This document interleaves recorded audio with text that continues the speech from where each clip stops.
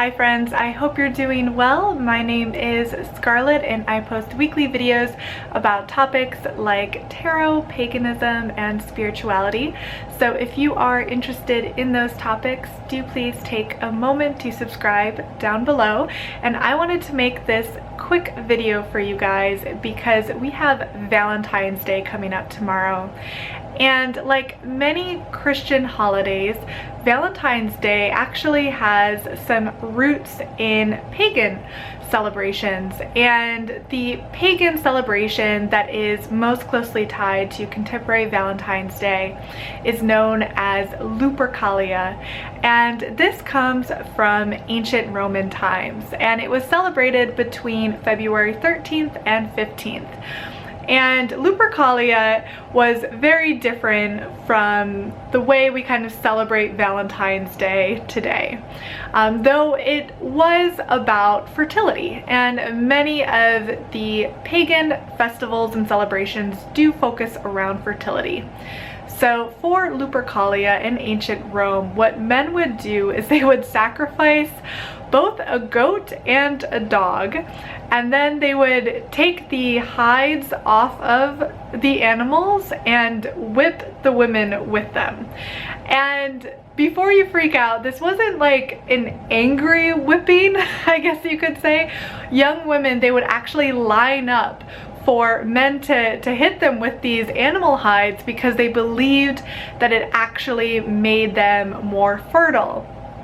And it was interesting. I used to live in Prague, so I lived there for a year, and one of the things they still do today, it's more around the Ostara time than the time of Valentine's Day, but they would clip young branches during springtime and kind of whip the women with them, with the same kind of idea, like bringing this youthful energy, this fertility into the women of their town. So this kind of concept is still out and about among some cultures. So yeah, kind of a weird thing to be doing. The Romans also did a few other things. They had a kind of a matchmaking lottery, and for this, young men would draw the names of women from a jar, and then they would be coupled up for that day of Lupercalia, and maybe longer if that match, you know, ended up going well. So how do we end up with what we know now as Valentine's Day? So when you think about the name of Valentine's Day, that actually started to come about from Emperor Claudius II, and he executed two particular men, both named Valentine, and he executed them on February 14th during the 3rd century AD. So their kind of martyrdom is honored by the Catholic Church, and that's how we get the name Saint Valentine's Day. And the reason they were martyred was because Emperor Claudius II believed that a soldier would do better at his work if he was not married and did not have a family. So he actually outlawed marriage for young men. And according to the story, one particular priest named Valentine decided to go against his wishes and instead perform marriages in secret for young lovers. So once that was found out, he was ordered to be put to death.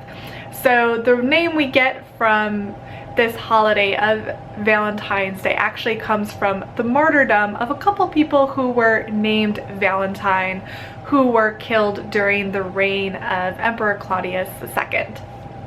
And so on to kind of like the 5th century, we have a pope, Pope Gelasius. I might be pronouncing that name wrong, but he kind of combined Saint Valentine's Day with Lupercalia in order to kind of end these pagan rituals. And this is a popular practice that you see among many current Christian holidays, such as, you know, incorporating Yule traditions into Christmas or Ostara traditions into Easter. So same kind of a thing, incorporating some of these traditions and this concept of fertility and love, bringing that into a contemporary Christian holiday of Valentine's Day. So by the time it was kind of deemed a specific day by Pope Gelasius, the Lupercalia festivities were much more tame than they were back in kind of ancient Roman times. Though it was still definitely seen as a day of fertility and love for those that were celebrating Lupercalia. So that has continued onto contemporary Valentine's Day.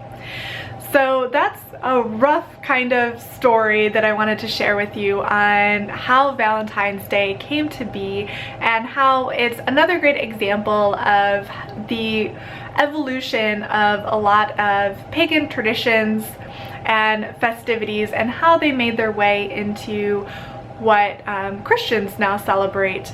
So I wanted to take this moment to wish you all a wonderful Valentine's Day, or Lupercalia, and I will talk to you all later.